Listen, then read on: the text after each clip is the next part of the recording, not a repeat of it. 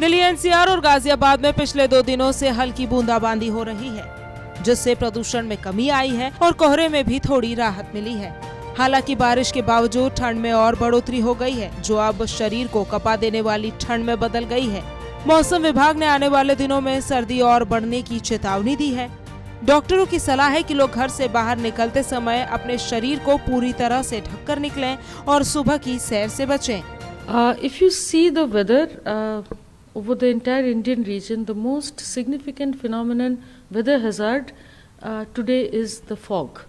Very dense fog conditions were realized in Punjab, Haryana, Uttar Pradesh, many places or most places of Uttar Pradesh and Haryana, less in Punjab, and also over Rajasthan. Over all these regions, very dense fog, that is visibility less than 50 meters, was realized in the morning hours of today. Delhi, of course, did not get much fog. Uttar Pradesh के प्रयागराज में भी ठंड और कोहरे की स्थिति बिगड़ी हुई है। संगम घाट पर घना कोहरा देखने को मिल रहा है, जिससे नदी में स्नान करने के लिए आने वाले श्रद्धालुओं को परेशानी हो रही है। तापमान में गिरावट के कारण ठिठुरन पड़ गई है और लोग गर्म कपड़े पहनकर ही बाहर निकल रहे हैं। हरियाणा के रेवाड़ी और अंबाला में ठंड और कोहरे का तगड़ा असर दिख रहा है। रेवाड़ी की सड़कों पर कोहरा छाया हुआ है और शीतलहर की वजह से ठिठुरन बढ़ गई है। न्यूनतम तापमान 8 डिग्री तक पहुंच गया है, जिससे सड़क पर चलने में कठिनाई हो रही है।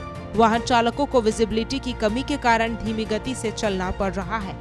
पहाड़ी इलाकों में हो रही बर्फबारी का असर मैदानी इलाकों में भी अच्छा खासा देखने के लिए मिल रहा है। रेवाड़ी जिले की अगर बात करें तो बीते दिन और आज जो है 7 डिग्री तक ये तापमान देखने को मिला। कोहरे की जो सफेद चादर है उसमें शहर ढका हुआ नजर आ रहा था, लेकिन आज कोहरा जो है देखने के लिए नहीं मिल रहा है। लेकिन कोहरे के जो अलावा यहाँ शीतलहर जो चल रही है उसने लोगों में ठिठुरन बढ़ा रखी है। जो मौसम विभाग की अगर बात करें तो उसने हरियाणा और पंजाब में अलर्ट जारी किए हुए। अंबाला में रात का मौसम साफ होने के बाद सुबह होते ही कोहरा हो गया, जिससे वाहन चालकों को अपनी यात्रा में कठिनाई का सामना करना पड़ा। ठंड बहुत ज्यादा हो गया, कारोबार को असर पड़ रहा है। कहने का मतलब बच्चे और बुजुर्ग थोड़ा बच के रहें। हाथ तो सेक रहे हैं, ठंड हो रही है, अब क्या करेंगे। कारोबार पे आएंगे तो हाथ ही सेकेंगे ठंड में। अब क्या कारोबार है नहीं, इतना बैठे आके सवेरे से ठंड में। मैं रोज माल रोड पे सैर करने जाता हूँ, मगर आज धुंध बहुत ज़्यादा है, जिस वजह से दिखाई नहीं दे रहा और ठंड भी ज़्यादा है।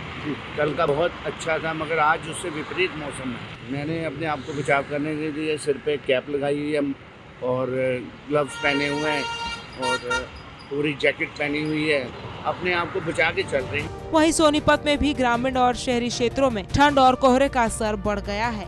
बता दें कि सर्दी में आसमान से गिर रहा पाला किसानों के लिए फायदेमंद साबित हो रहा है, खासकर गेहूं की फसल के लिए।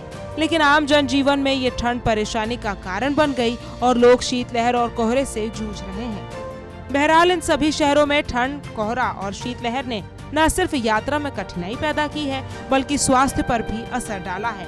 मौसम विभाग ने आने वाले दिनों में और अधिक सर्दी की संभावना जताई है, जिससे लोगों को इस मौसम का सामना करना और भी कठिन हो सकता है। ब्यूरो रिपोर्ट, सूर्या समाचार।